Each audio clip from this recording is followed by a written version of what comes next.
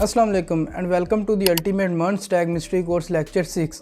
आज की इस वीडियो में हम HTML में अपनी पहली वेबसाइट बनाएंगे जिसमें आप देखेंगे कि हम नेविगेशन, इमेजेस, वीडियोस, आई फ्रेम टैग्स और जितनी भी चीज़ें हमने अभी तक ultimate merge tag mystery course में सीखी हैं उन सब चीज़ों को यूज़ करेंगे। इसके अलावा इस वीडियो में मैं आपको सिमेंटिक टैग्स और नॉन सिमेंटिक टैग्स के बारे में भी बताऊंगा। ये वीडियो अब तक की इस कोर्स की सबसे अच्छी वीडियो होने वाली है, तो जल्दी से वीडियो को लाइक कर दें। चले शुरू करते हैं।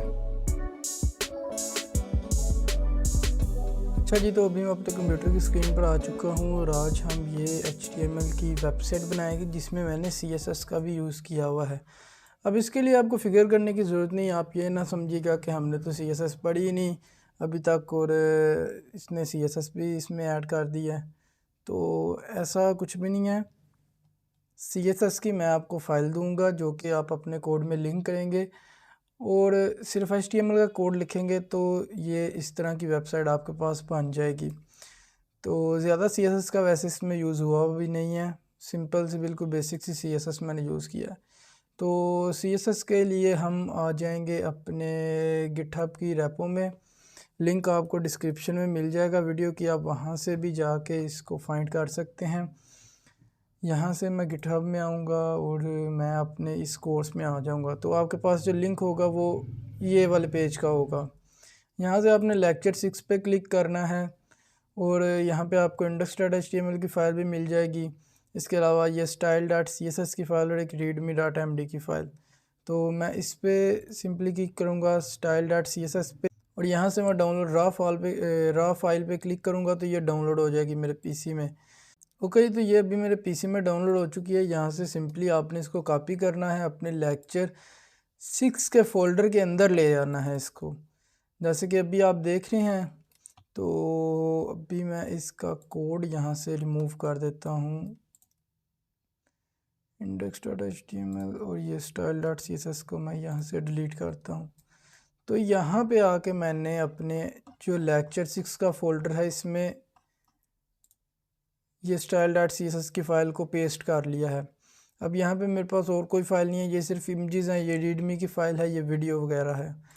तो ये देख सकते हैं आप, इस पे एक स्लैश आ रही है क्योंकि ये डिलीट हो चुकी है। तो यहाँ से सिंपली मैं आके Ctrl+N पे क्लिक करूँगा, Ctrl+S पे क्लिक करूँगा और यहाँ पे index.html की फ़ाइल बना लूँगा। इसके बाद मैं शिफ्ट दबा के एक्सक्लेमेशन मार्क प्रेस करके एंटर प्रेस करूँगा तो ये हमारे पास HTML का बॉयलर प्लेट कोड आ जाएगा। इसके बाद मैं लिखा है यहाँ पे टाइटल के अंदर मैंने लेक्चर 6 लिखा है, यहाँ हम अपनी ठीक है लेक्चर 6 ठीक है। तो यहाँ पे आके टाइटल के बिल्कुल ऊपर ये और ये मेटा नेम व्यू पोर्ट के नीचे, वैसे तो आप कहीं भी यहाँ भी कहीं भी लिख सकते हैं, लेकिन ये आपने देखना कि ये जो हेड टैग है आपका, ये हेड टैग के अंदर ही आपने लिखना है। ये हेड टैग ओपनिंग टैग और ये क्लोजिंग टैग। तो यहाँ आके मैं लिखता हूँ सिंपली स्टाइल लिखता हूँ, सॉरी मुझे यहाँ आके LINK लिंक लिखना है और ये यहाँ पे नीचे लिंक :CSS। तो यहाँ पे मैं क्लिक करूँगा तो ये यहाँ पे हमारे पास href के अंदर, जैसे हमने एंकर टैग में पढ़ा था href के अंदर हम लिंक देते हैं, वैसे ही यहाँ भी href के अंदर हमने style.css का लिंक दे दिया है। तो क्योंकि हमारे पास style.css की फ़ाइल ये इसी फोल्डर में पड़ी हुई है, यहाँ से अगर मैं चेक करना चाहूँ कि ये मेरी फ़ाइल लिंक हुई है कि नहीं, तो मैं सिंपली अपने कीबोर्ड से कंट्रोल को प्रेस करके रखूँगा और इसके ऊपर क्लिक करूँगा तो ये अभी कह रहा है अनएबल टू ओपन।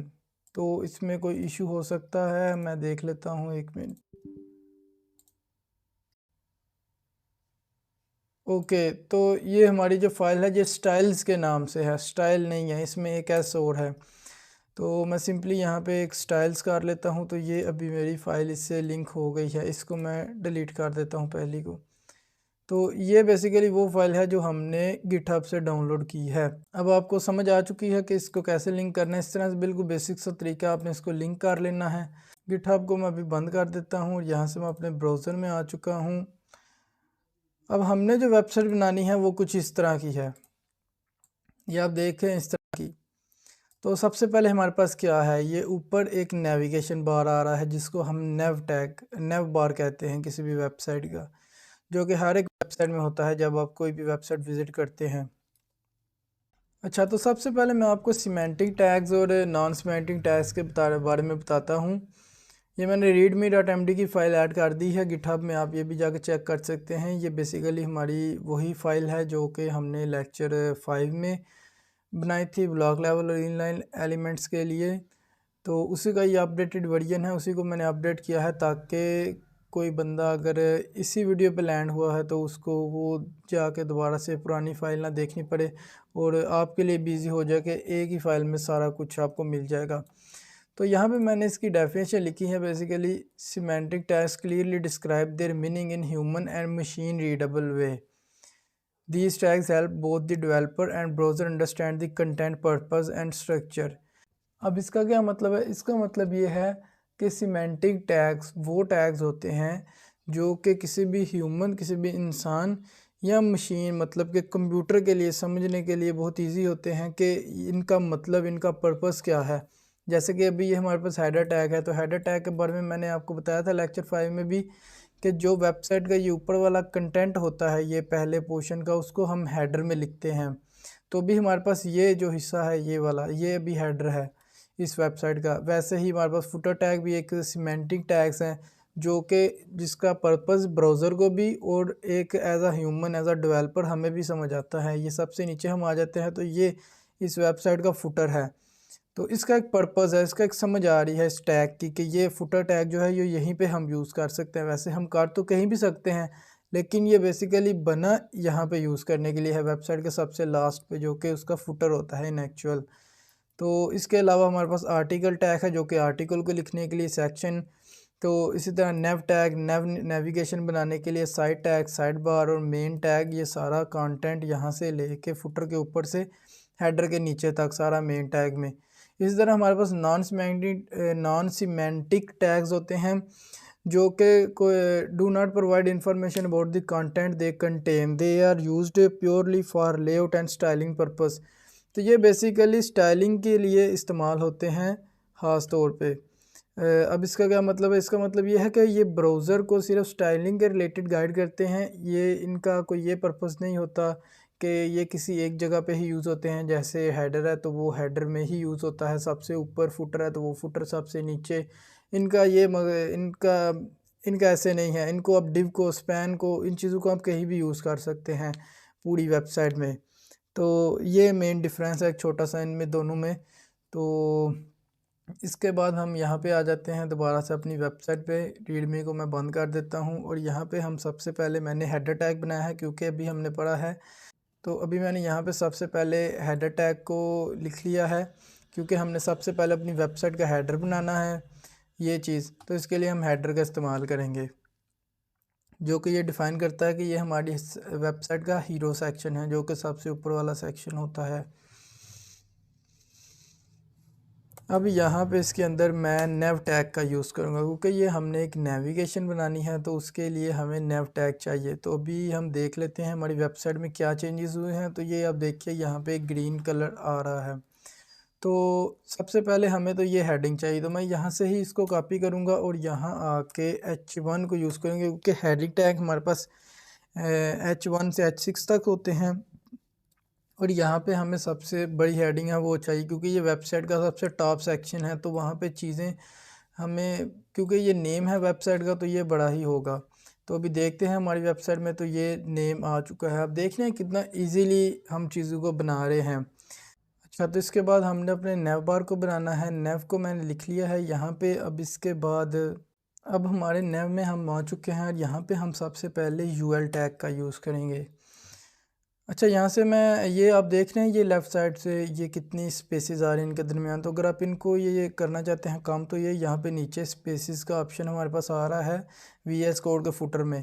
तो यहाँ पे मैं क्लिक करूँगा और यहाँ से इंडेक्स स्पेसिंग पे जाऊँगा तो यहाँ से मैं 2 कर दूँगा। तो ये आप देख रहे हैं इनकी जो स्पेसिंग है वो कम हो गया। अब मैं राइट क्लिक करूँगा माउस से तो फॉर्मेट डॉक्यूमेंट पे क्लिक करूँगा तो ये अब डॉक्यूमेंट फॉर्मेट हो गया है। तो अब नेव टैग के अंदर मैंने यूएल टैग का यूज़ किया है। अब यूएल में जाके मैं एलआई का यूज़ करूँगा जो कि हमारी लिस्ट आइटम है। और एलआई के अंदर क्योंकि हमने ये एक चीज़ मैंने आपको शायद नहीं दिखाई, ये देखिएगा, अगर मैं बोर्ड पे क्लिक करता हूँ तो ये स्क्रॉल भी हो रहा है। ये हमारा जो सबसे ऊपर है ये बोर्ड सेक्शन। ये हमारा वीडियो सेक्शन आ गया, ये हमारा रिसोर्सेज सेक्शन। तो ये इसके लिए हमें ए टैग में, एंकर टैग में इसको लिखना पड़ेगा। तो उसके लिए यहाँ पे li के अंदर मैं ए टैग का यूज़ करूँगा और यहाँ पे मैं दूँगा, सबसे पहले हमारे पास है अबाउट, और अबाउट अगेन हम एक li बनाएंगे। तो मैं आपको पहले दिखाता हूँ कि ये कैसा नज़र आ रहा है। तो ये आप देखिए, ये हमारे पास अबाउट आ रहा है इसके मिड में। तो यहाँ पे हम ए टैग का यूज़ करेंगे और यहाँ पे हमारे पास videos, I think YouTube videos आएंगी हमारे पास सबसे पहले, और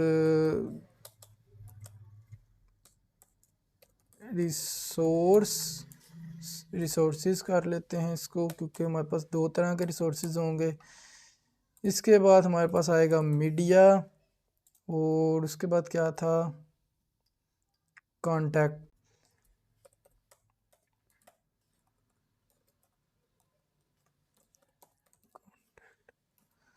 तो अभी आप लोग देख रहे हैं कितना प्यारा हमारा नेविगेशन बार ये ऊपर बन चुका है। तो यहाँ पे अब इसके बाद नेविगेशन बार के बाद जो हमने हेडर बना लिया है, अब हमने आ जाना है मेन में। मेन क्या है, कंटेंट, जो इस बॉडी का सारा मेन कंटेंट है यहाँ से यहाँ तक। उसके लिए मैंने आपको बताया था कि हम मेन टैग का यूज़ करेंगे। यहाँ से मैं हेडर टैग को क्लोज़ करूँगा, यहाँ पे मैं कमेंट ऐड कर दूँगा, this is header tag, header of website. यहाँ पे आ जाएंगे, यहाँ पे कमेंट करेंगे, this is main content of website. तो यहाँ पे आकर सबसे पहले मैं मेन टैग का यूज़ करूँगा। मेन टैग के मैं अंदर आ गया, सिंपली फॉर्मेट डॉक्यूमेंट करूँगा तो ये स्पेसेस उड़ जाएंगी। तो इसके बाद सबसे पहले मैं यहाँ पे एक सेक्शन टैग का यूज़ करूँगा, क्योंकि मेन हमारे पास ये मेन हिस्सा है यहाँ से लेके यहाँ तक। तो अब इसके अंदर ये अबाउट एक सेक्शन है, ये यूट्यूब वीडियोज़ एक सेक्शन है, ये सोर्स कोड एक सेक्शन है, ये मीडिया एक सेक्शन है, ये कॉन्टैक्ट एक सेक्शन है। तो मैं सबसे पहले अबाउट सेक्शन को बना रहा हूँ, तो मैं यहाँ पे अबाउट लिखूँगा। हम अपनी वेबसाइट में आते हैं, यहाँ पे देखिए अभी कोई चेंजेस नहीं हुए। तो सेक्शन लिखने के बाद यहाँ पे मैं इसको एक आईडी दूंगा। आईडी के बारे में हम पढ़ चुके हैं। आईडी बेसिकली यूनिक होती है पूरी वेबसाइट में। हर एक एलिमेंट को आप एक ही आईडी दे सकते हैं, उसके अलावा जो आईडी आप एक दफ़ा दे लेंगे किसी भी एलिमेंट को, वो आप दोबारा नहीं यूज़ कर सकते किसी और जगह भी। तो यहाँ पे मैं आईडी देने के लिए हमें यहाँ पे आईडी लिखना पड़ेगा, आईडी एट्रीब्यूट का यूज़ करना पड़ेगा। इसके अंदर मैं आईडी दूंगा अबाउट। तो हमारी आईडी भी लग चुकी है। तो आईडी देने के बाद मैं अब इस सेक्शन के अंदर आ चुका हूँ, और यहाँ पे हमारे पास क्या है, यहाँ पे हमारे पास एक हेडिंग है अबाउट। तो इसके लिए हम यहाँ पे सबसे पहले H3 टैग का यूज़ करेंगे, जो कि हमारा हेडिंग टैग है, जिससे हमारी ये हेडिंग आ जाएगी। ये हमारी हेडिंग आ चुकी है। तो इसके बाद मैं यहाँ पे, इसके बाद हमारे पास क्या है, इसके बाद है हमारे पास एक पैराग्राफ। एक पी टैग के अंदर ये एक पैराग्राफ, छोटा सा एक लाइन लिखी हुई है। तो इसके लिए हम पी टैग का यूज़ करेंगे, इसके अंदर ही मैं पेस्ट कर दूंगा। तो ये देखिए, ये हमारे पास ये लिख के आ चुकी है। इसके बाद हमारे पास एक इमेज आ रही है। तो इमेज के लिए मैं यहाँ पे img टैग लिखूँगा, एंटर प्रेस करूँगा, डॉट स्लैश करूँगा और यहाँ से इमेज सेलेक्ट कर लूँगा।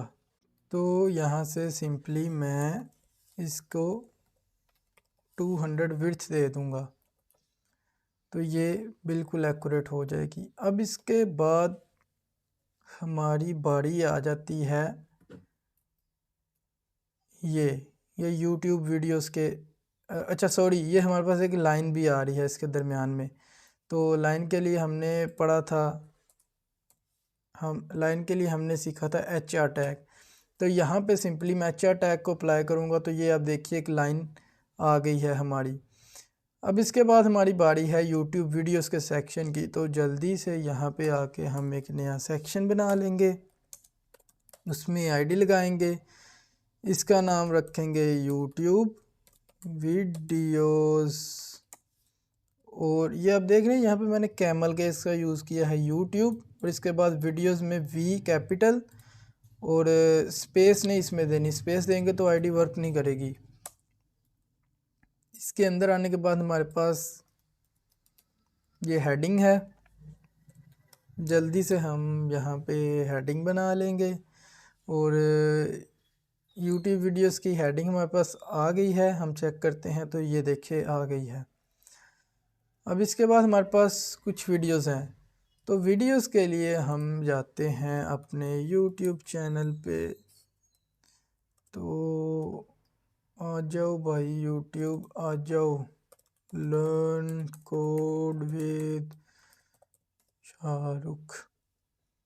तो ये हमारा चैनल आ गया। यहाँ से मैंने आपको बताया था कैसे आपने ये आप देखिए ना, ये यूट्यूब की वीडियोस लगी हैं, तो कैसे मैंने आपको बताया था, सिंपली यहाँ पे आप क्लिक कर सकते हैं, शेयर पे जाएं, ये इम्बेड का बटन आ रहा है आपके पास, ये एक्स के आइकन के साथ एम्बेड पे क्लिक करेंगे और यहाँ से सिंपली कॉपी पे क्लिक करेंगे।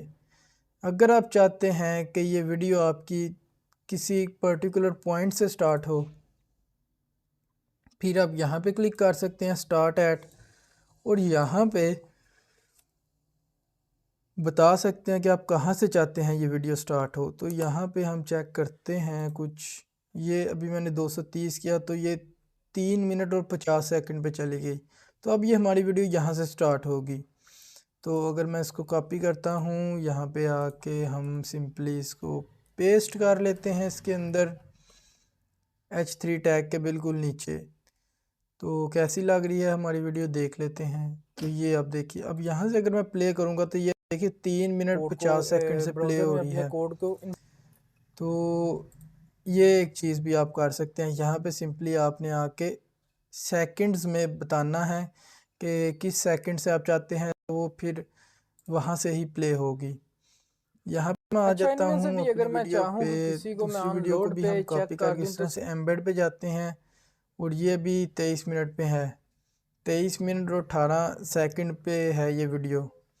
तो मैं चाहता हूँ कि स्टार्टिंग से ही लगे, तो इसके लिए मैं सिंपली यहाँ पे कॉपी करूँगा। अगर मैं चाहता हूँ कि यहाँ से लगे तो फिर मैं स्टार्ट ऐड करूँगा, लेकिन मैं चाहता हूँ ये शुरू से लगे, तो मैं कॉपी पे क्लिक करूँगा, तो यहाँ आके मैं इसको पेस्ट कर दूँगा। अच्छा, इनमें से भी अगर मैं चाहूँ कि इसके अलावा भी कोई और वीडियो भी देख लेते हैं, तो ये देख लेते हैं। Making a video means Today we'll look into the process of filmmaking, a fairly यहाँ से भी मैं complex इसको एम्बेड करूँगा और यहाँ से कॉपी करूँगा, तो ये वीडियो भी हमारे पास आ जाएगी। तो यहाँ से हम सॉरी, ये हमारी वेबसाइट है, तो अभी हमें थोड़ी सी विड्थ और कम करनी होगी इन वीडियोस की, ताकि ये हमारी वीडियो इसी रो में आ जाए। अभी इसके पास स्पेस कम है, अगर मैं इसको जूम आउट करूँ तो आप देख रहे हैं ये आ गई है अभी। तो हमें थोड़ी सी इसकी विड्थ और ज़्यादा कम करनी होगी, तो उसके लिए हम इसको 480 पे चेक करते हैं। तो ठीक है, अभी परफेक्ट आ रही है, 482 कर देते हैं, तो अभी आई थिंक परफेक्ट आएगी। अब देखें ये परफेक्ट आ रही है। तो अब इसके बाद हमें फिर एक HR टैग लगाना होगा, क्योंकि हमारे पास लाइन है इसके नीचे, यहाँ पे हम HR टैग लगा लेंगे, और इसके बाद हम अगेन एक सेक्शन बनाएंगे जो कि हमारा है रिसोर्सेज का सेक्शन। ये तो यहाँ पे आके हम आईडी पास करेंगे रिसोर्सेज, तो यार इसको स्मॉल में ही रखते हैं। तो इसके अंदर भी सबसे पहले हमारी एक हेडिंग आ रही है। हेडिंग क्या है? Source code. अच्छा, इसमें ना हमें एक DV बनाना पड़ेगा पहले, क्योंकि ये हमारे पास इसमें 2 पार्ट हैं। तो मैं div को बनाता हूँ और इसमें मैं यूज़ करता हूँ क्लास का। जैसे हमारे पास ID होती है, सेम इसी तरह क्लास भी एक एट्रीब्यूट है, लेकिन क्लास और ID में मेन डिफरेंस ये है कि क्लास को आप मल्टीपल टाइम्स यूज़ कर सकते हैं और मल्टीपल जगह पे भी यूज़ कर सकते हैं सेम क्लास को। मल्टीपल टाइम्स मीन्स कि यहाँ से मैं रिसोर्सेज को भी यहाँ लिखता हूँ और यहाँ पे मैं रिसोर्सेज 2 भी लिख सकता हूँ। तो ये वर्क करेगा, बिल्कुल प्रॉपर वर्क करेगा, इसमें कोई इशू नहीं होगा। जैसे कि मैंने आपको बताया था ना, आप इस तरह से कुछ नहीं लिख सकते। अगर आपने लिखना है तो आप इस तरह से इसको जोड़ के लिखेंगे, स्पेस नहीं आनी चाहिए। लेकिन क्लास में ये चीज़ नहीं है। क्लास में आप चाहे तो यहाँ पे 20 क्लासेस लगाएं। यहाँ पे मैं और क्लासेस लगाता हूँ कि मैं इसको लिख लेता हूँ इनर डिव। मैं यहाँ पे एक और क्लास लगा सकता हूँ। मैं रिसोर्स एरिया, मतलब इस तरह से मैं मल्टीपल क्लासेस का यहाँ पे यूज़ कर सकता हूँ। और अगर मैंने यहाँ पे ये सोर्स एरिया को यूज़ किया है तो मैं इसको अपने किसी भी एलिमेंट में कहीं भी यूज़ कर सकता हूँ। अगर मैं यहाँ चाहूँ तो मैं यहाँ भी यूज़ कर सकता हूँ। इसमें भी कोई इशू नहीं है कि अगर आपने यहाँ पे आईडी यूज़ की है तो आप क्लास यूज़ कर सकते हैं कि नहीं। आईडी और क्लास दोनों चीज़ें यूज़ हो सकती हैं किसी भी एलिमेंट में एट अ टाइम। तो इस तरह से यही मेन डिफरेंस है। और इस क्लास से क्या होगा कि अगर आपने इस क्लास को, रिसोर्स एरिया को, अगर मैंने टारगेट करके CSS में कोई प्रॉपर्टी लगाई हुई है कि अगर मैंने इसको कोई कलर दिया हुआ है रिसोर्स एरिया के क्लास को, तो अगर उस रिसोर्स एरिया के क्लास को मैं 10 जो मेरे H3 टैग्स हैं उन सब में वो क्लास ऐड कर देता हूँ, तो वो सब में मेरा स्टाइलिंग हो जाएगी सिर्फ एक ही लाइन का कोड लिखने से। तो ये इसका बेनिफिट है। तो यहाँ पे हम क्लास के अंदर आके यूज़ करेंगे main underscore box underscore area. तो अब इसके अंदर आके मैं H3 टैग को लिखूँगा और इसमें मैं लिखूँगा सोर्स कोड। तो ये हमारा पेज आ रहा है ये। तो अब इसके अंदर मैंने ये एक लिस्ट बनानी है, ये लेक्चर 1 लेक्चर 2। मैं आपको दिखाता हूँ। अगर हम इस पर क्लिक करें लेक्चर 1 पे, तो ये अभी हमारी गिट की रेपो में जा रहा है जो लेक्चर 1 की रेपो है। तो सॉरी, लेक्चर 1 का फ़ोल्डर है। तो यहाँ पे आके सबसे पहले मैं एक UL टैग लिखूँगा, या मैं नहीं OL लिखूँगा, क्योंकि यहाँ पे आप देख रहे हैं हमारे पास नंबर्स आ रहे हैं और ये नंबर्स हमें OL टैग में ऑर्डर लिस्ट में मिलेंगे। तो ऑर्डर लिस्ट बनाने के लिए हम OL को लिखेंगे, OL के अंदर LI का यूज़ करेंगे। और क्योंकि ये एक लिंक है, ये क्लिकेबल है, आप देख रहे हैं ये क्लिक हो रहा है, तो इसमें हमें A टैग का यूज़ करना पड़ेगा। अब A टैग के अंदर सबसे पहले आएगा लेक्चर 1 और यहाँ से आके मैं इसके लिंक को ऊपर से कॉपी करूँगा और इसमें यहाँ पे पेस्ट कर दूँगा।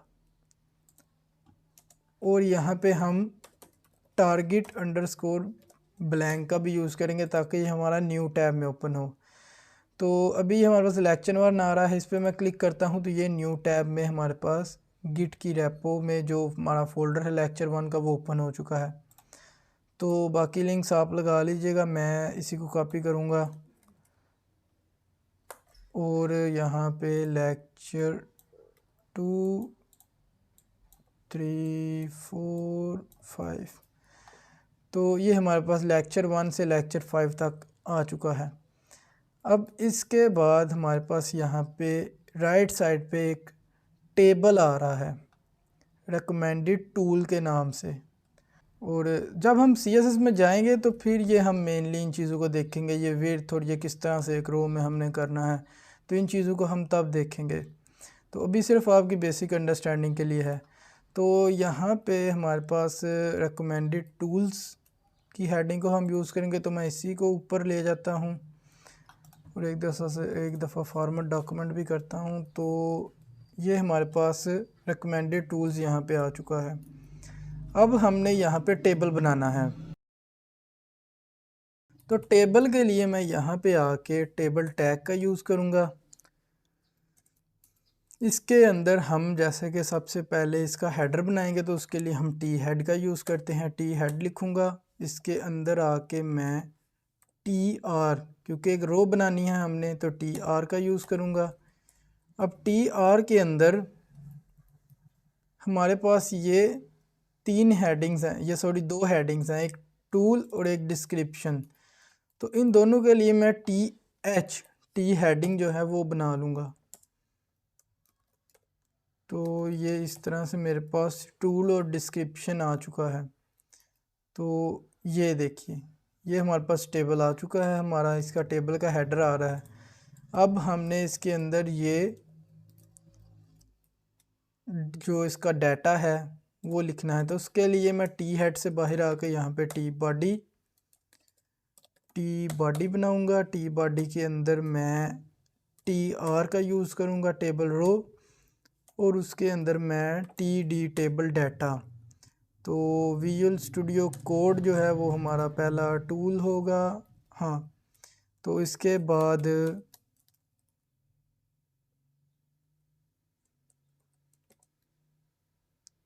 नहीं, ये कुछ यहाँ पे उड़ाना था। कोड एडिटर बेसिकली उसके आगे, अच्छा उसका नाम था। तो यहाँ पे कोड एडिटर आएगा हमारे पास। इसके बाद हमारे पास यहाँ पे गिट, और गिट की डिस्क्रिप्शन है वर्जन कंट्रोल सिस्टम। तो ये हमारे पास वर्जन कंट्रोल सिस्टम, ये हमारा टेबल भी अभी बन चुका है।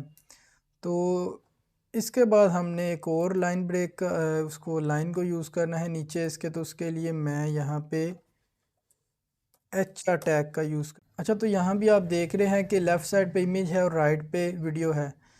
तो इसके लिए मैंने कुछ CSS लिखी हुई है पीछे। उसको यूज़ करने के लिए जो हमारे पास क्लास है वो है media container. Media container class लिखेंगे हम यहाँ पे।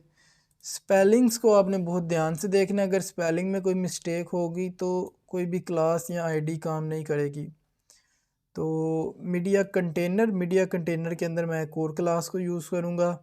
आप इस तरह से लिख सकते हैं सिंपली डिव बना के उसमें क्लास, लेकिन मैं ऐसे डॉट लिख के, तो उसके बाद मैं सिंपली क्लास का नाम लिखता हूँ, तो वो हमारी क्लास फिर भी डिव के अंदर बन जाती है। तो आप अभी बिगिनर हैं तो आप डिव बना के ही क्लास को लिख सकते हैं सिंपली। तो इसके अंदर मैं अपनी इमेज को लगाऊंगा, जो लेफ़्ट साइड पे हमारी इमेज आएगी।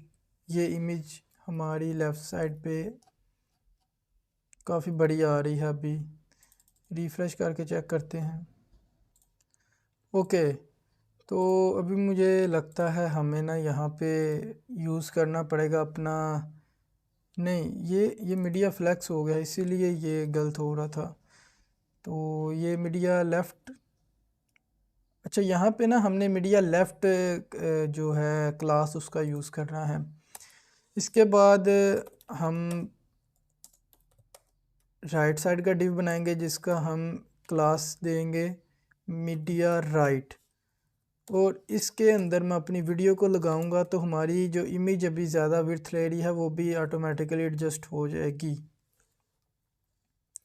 और वीडियो के अंदर हमें कंट्रोल्स भी देने पड़ेंगे, लेकिन पहले हम एक दफ़ा देख लेते हैं। तो ये हमारी वीडियो भी अभी आ चुकी है और इमेज भी, ये इन्होंने अपनी विड्थ एडजस्ट कर लिया। तो अभी ये वीडियो चलेगी नहीं क्योंकि मैंने कंट्रोल्स एट्रीब्यूट का नहीं यूज़ किया। तो मैं जल्दी से उसको भी इसके अंदर लिख देता हूँ, तो अभी ये वीडियो चल पड़ेगी। अस्सलाम वालेकुम। सो ये वीडियो चल पड़ी है, अगर आपने नहीं देखी तो आप इसको भी देखिएगा। इसमें मैंने डिटेल में इनलाइन और ब्लॉक लेवल एलिमेंट्स के बारे में समझाया है। इसके बाद हमारे पास है कॉन्टैक्ट फॉर्म। कॉन्टैक्ट फॉर्म से पहले हमने एक और HR को यूज़ करना है। उसके बाद हमारा फिर से सेक्शन के अंदर आईडी आएगी कॉन्टैक्ट, उसके अंदर हमारी हेडिंग आ जाएगी H3 कॉन्टैक्ट, और इसके अंदर हमारा आ जाएगा फॉर्म। तो फॉर्म के लिए हम फॉर्म टैग का यूज़ करेंगे, इसके अंदर आएंगे और इसके अंदर आके हम यूज़ करेंगे लेबल का। तो लेबल का यूज़ करेंगे, लेबल के अंदर हम लिखेंगे नेम कॉलन, इसके बाद हम इनपुट टैग का यूज़ करेंगे। तो इनपुट टैग के बाद हम अगेन अभी हम देख लेते हैं। तो ये हमारे पास फॉर्म बन रहा है यहाँ पे। तो यहाँ पे लेबल टैग का अगेन यूज़ करेंगे, और क्या था हमारे पास ईमेल। तो यहाँ पे हम ईमेल लिखेंगे, ईमेल के बाद हम अगेन इनपुट ईमेल, और इसके बाद हमारे पास है मैसेज। अगेन हम लेबल का यूज़ करेंगे, यहाँ पे मैसेज लिखेंगे। और अब एक चीज़ है देखने वाली, अभी हमारे पास क्या बना है, अभी हमारे पास यहाँ तक पहुँच चुका है। अब ज़रा ये देखिए, ये इनपुट टैग, ये इनपुट टैग और ये इनपुट टैग, ये आपको चीज़ नज़र आ रही है, ये नीचे, ये इसके, ये चीज़, ये क्या है? अगर मैं यहाँ पे अपना माउस लेके जाता हूँ तो ये कह रहा है, ये एक मुझे एरो भी दे रहा है कि इस तरह मैं इसको पकड़ के मूव कर सकता हूँ। अब ये क्या चीज़ है? तो ये बेसिकली टेक्स्ट एरिया है। तो इसको हम कैसे यूज़ कर सकते हैं और इसका पर्पस क्या है, पहले तो मैं आपको ये बताता हूँ। इसका पर्पस ये है कि ये जैसे कि मैसेज बॉक्स है, अगर मैं इसको रिफ्रेश करूँ तो ये मैसेज बॉक्स की विड्थ वैसे भी थोड़ी सी बड़ी है इन इनपुट्स के मुकाबले में। और मैसेज में कोई भी बंदा जो भी मैसेज लिखेगा कॉन्टैक्ट फॉर्म में, तो वो मैसेज ईमेल जितना या नेम जितना छोटा तो नहीं होगा, वो मैसेज तो हो सकता है बड़ा जो 4-5 लाइन पे आए। तो इसके लिए ये चीज़ है टेक्स्ट एरिया। ये अभी तो हमने इसको हाइट नहीं दी हुई, हाइट बिल्कुल इसकी नॉर्मल सी है, लेकिन हम अगर चाहे तो हम इसकी हाइट इतनी इतनी फ़िक्स कर सकते हैं जैसे फॉर्म्स में होती है। तो उससे क्या होगा, जब भी यूज़र यहाँ कुछ लिखेगा तो वो अगर 4-5 लाइन का उसने कुछ भी लिखा है, मैसेज लिखा है, तो वो ईज़िली रीड कर सकता है अपने मैसेज को। वरना इसमें क्या होगा, अगर इसमें मैं काफ़ी सारे वर्ड्स लिख देता हूँ इस तरह से, तो मुझे इस तरह मैनुअली पीछे आना पड़ेगा और देखना पड़ेगा मैंने क्या लिखा है। तो इस चीज़ के लिए ये टेक्स्ट एरिया होता है। अब टेक्स्ट एरिया को यूज़ कैसे करते हैं, सिंपली यहाँ पे टेक्स्ट एरिया इस पर क्लिक करेंगे तो ये हमारे पास टेक्स्ट एरिया यहाँ पे आ गया है।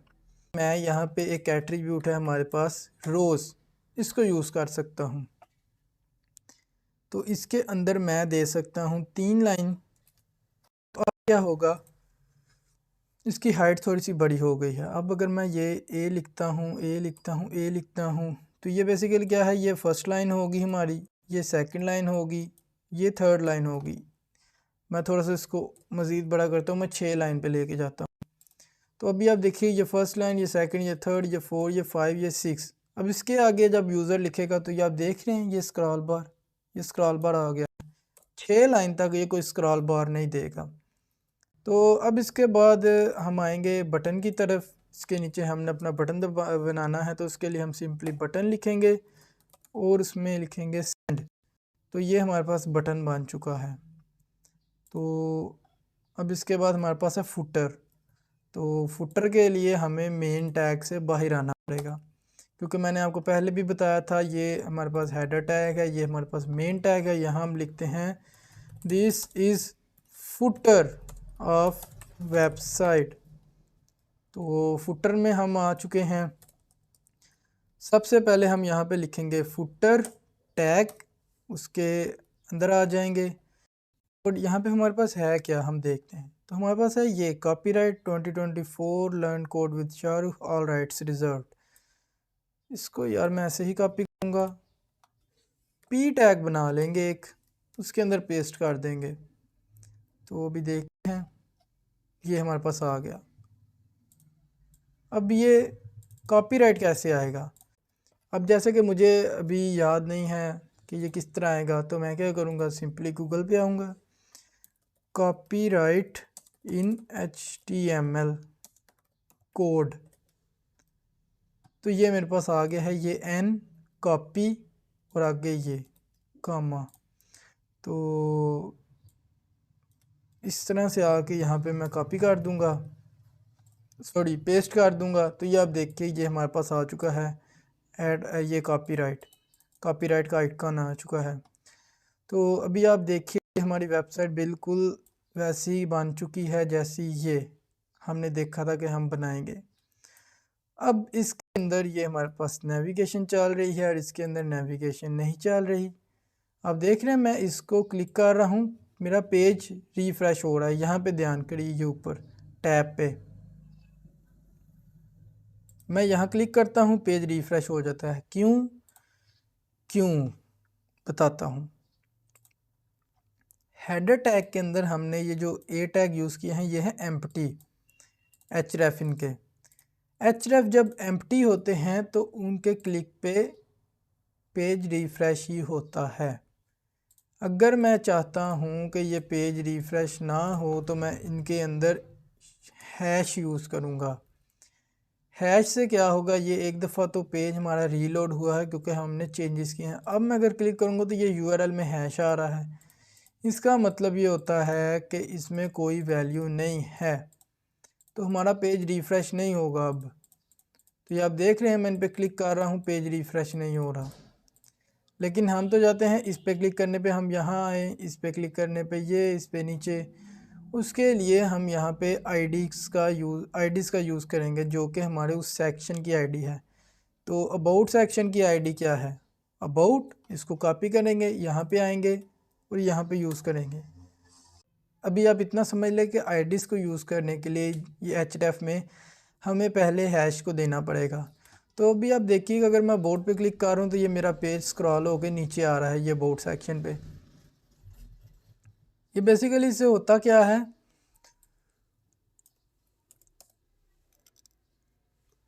होता यह है कि एंकर टैग में हमने जिस भी सेक्शन की आईडी दी हुई है, जब हम उस पर क्लिक करते हैं तो वो सेक्शन बिल्कुल ऐसे ये टॉप बार के साथ लग जाता है।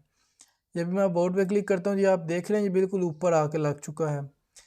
तो ये बेसिकली, और इसके अलावा ये आप ये सर्च बार के अंदर भी इसका देख सकते हैं, यूआरएल के अंदर हैश अबाउट आ चुका है। तो इसी तरह हम बाकी सेक्शंस की भी सिंपली आईडीज़ को कॉपी करेंगे, ये यूट्यूब वीडियोस यहाँ पे। तो इसके बाद हमारे पास ये रिसोर्सेज है, इसकी आईडी यहाँ पे आएगी, मीडिया की आईडी यहाँ आ जाएगी और कॉन्टैक्ट की आईडी यहाँ। तो क्या मैंने किया है, जस्ट आईडीज़ पास की हैं सेक्शंस की, जो सेक्शंस में आईडीज़ यूज़ हुई हुई हैं। तो अब अगर मैं यहाँ पे आता हूँ, मैं बोर्ड पे क्लिक करता हूँ, बोर्ड पे यूट्यूब वीडियोस पे रिसोर्सेज पे क्लिक करूँ तो रिसोर्सेज आ गए हैं ऊपर। मीडिया पे क्लिक करूँ तो मीडिया ऊपर आ गया है। कॉन्टैक्ट पे क्लिक करूँ तो कॉन्टैक्ट ऊपर आ गया है। तो जस्ट ये इतना सिंपल है। अगर मैं यहाँ पे इसमें स्पेस ऐड करूँ तो जैसे मैंने आपको पहले भी बताया है कि आईडी फिर काम नहीं करती। तो ये आप देख रहे हैं, ये %20 आ रहा है यूआरएल में। ये क्यों आ रहा है, क्योंकि स्पेस हो तो उसको यूआरएल %20 करके लेता है। तो क्योंकि ये यूआरएल गलत हो गया है तो इसलिए ये वहाँ पे नहीं जा रहा उस पर्टिकुलर सेक्शन पे। अब अगर मैं क्लिक करूँ तो ये जा रहा है। और उम्मीद है आपको समझ आई होगी कि किस तरह से हमने एक वेबसाइट का स्ट्रक्चर बनाना है।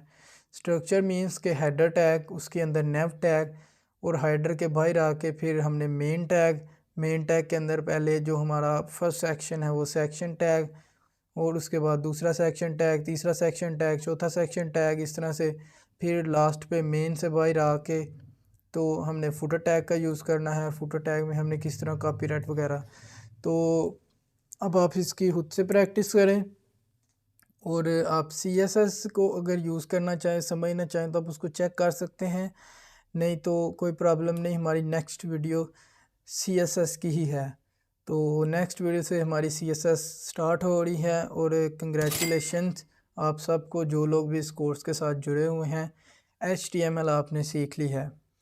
तो अब यहाँ पे क्या है कि यहाँ पे अब आप लोग अगर सोचिए कि 5 से 7 दिन आपको लगे हैं HTML को कंप्लीट करते हुए, और अगर आपका कोई फ्रेंड है या कोई भी तो जो आपको कह रहा था कि यार छोड़ो, क्या करना है सीख के, ये है वो है, तो अब देखिए जस्ट आपने 5 से 6 दिनों में HTML को सीख लिया है, और अब आप कितना कुछ सीख चुके हैं कि आपने अपनी पहली वेबसाइट भी बना ली है।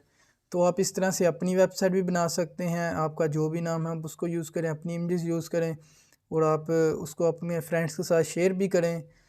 और आपने देखा है कि कितना इजीली हमने चीज़ों को कवर किया है।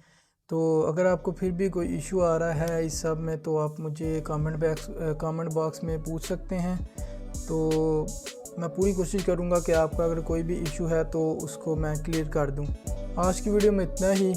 नेक्स्ट वीडियो में मुलाकात होगी जहां हम CSS का स्टार्ट करेंगे।